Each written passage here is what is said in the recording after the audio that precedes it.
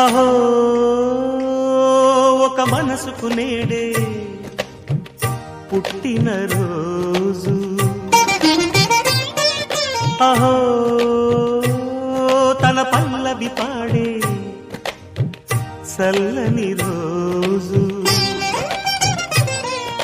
ఇదే ఇదే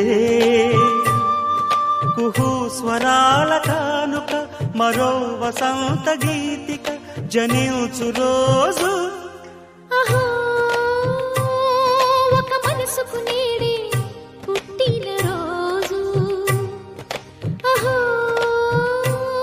తన పల్లవి పాడే చల్లని రోజు.